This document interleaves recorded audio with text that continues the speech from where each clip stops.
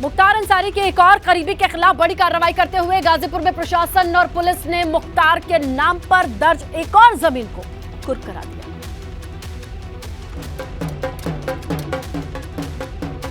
मुख्तार अंसारी के खिलाफ कार्रवाई करते हुए पिछले लंबे वक्त से उसके परिवार और गुर्गों के नाम दर्ज संपत्तियों की कुर्की जब्ती जारी है। इसी बीच अब माफिया मुख्तार अंसारी के बेनामी और अवैध रूप से कब्जा की गई संपत्तियों के खिलाफ आयकर विभाग ने भी कार्रवाई शुरू कर दी है। इसी के तहत राजस्व विभाग की टीम और पुलिस ने गाजीपुर के सदर कोतवाली में एक जमीन की कुर्की कर दी।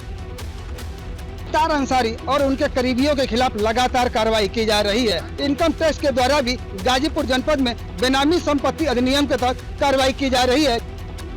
आयकर विभाग ने मुख्तार की 125 करोड़ रुपए की कथित बेनामी संपत्ति को कार्रवाई के लिए चिन्हित किया है। उन्हीं में से गाजीपुर सदर इलाके के कपूरपुर में मुख्तार के करीबी गणेश मिश्रा की ये जमीन थी। कूट रचना कर इसे जो है गणेश दत्त मिश्रा के नाम से रजिस्टर्ड कराई गई थी। इसी को लेकर आज इनकम टैक्स विभाग के द्वारा जो है इसे कुर्क करने की कार्रवाई की गई है। आयकर विभाग ने मुख्तार के सहयोगी गणेश मिश्रा को भी नोटिस जारी करके पूछताछ के लिए बुलाया है, जिसमें गणेश मिश्रा से इस संपत्ति को लेकर पूछ हो सकती है।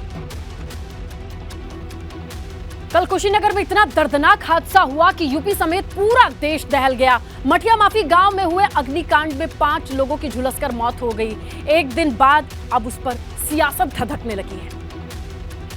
में आग ने कहर बरपाया था। देखते ही देखते आग की लपटों ने 9 घरों को अपनी चपेट में ले लिया था। झुलसने से एक ही परिवार के 5 लोगों की मौत हो गई थी। मरने वालों में 4 मासूम बच्चियां भी शामिल थी। इस अग्निकांड पर अब सियासत तेज हो गई है। हादसे के दूसरे दिन कांग्रेस नेता अजय लल्लू माघी मठिया पहुंचे और पीड़ित परिवार से मुलाकात की। मुलाकात करने के बाद अजय लल्लू ने सरकारी व्यवस्था को कटघरे में खड़ा कर दिया। कुछ नहीं हुआ है, खाने पीने की व्यवस्था कुछ है, नहीं व्यवस्था हुआ है।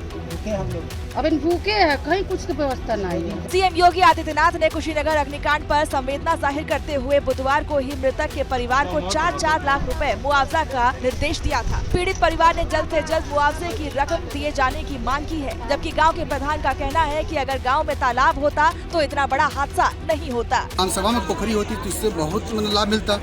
जो आज आगजनी पीड़ित है, जो आग लग रही है, अगर फायर ब्रिगेड नहीं आता, पोखरी तत्काल होता तो मिला का पानी फिर गिर जाता। जाहिर है इतने बड़े हादसे के बाद पूरे गांव में मातम है। देखिए, सुप्रीम कोर्ट ने महाराष्ट्र की राजनीतिक संकट को लेकर के फैसला सुनाते हुए गुरुवार को महाराष्ट्र के तत्कालीन गवर्नर भरत सिंह कोश्यारी पर तीखी टिप्पणी की।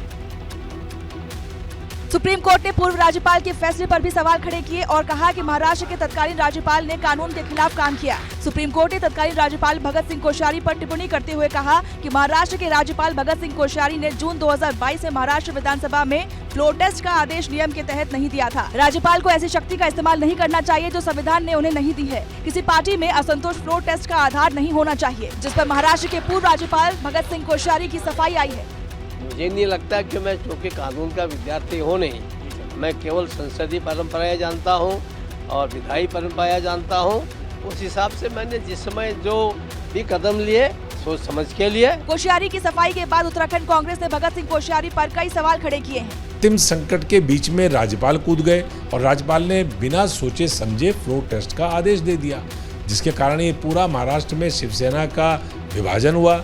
उसके बाद वहाँ की सरकार गिरी और एक खरीद फरोख्त करके सरकार वहां पर जोड़ तोड़ करके बनाई गई। महाराष्ट्र के पिछले वर्ष के सियासी घटनाक्रम पर सुप्रीम कोर्ट ने कई बातें कही। इसके साथ ही कोर्ट ने इस मामले को 7 जजों की बेंच को भेज दिया है।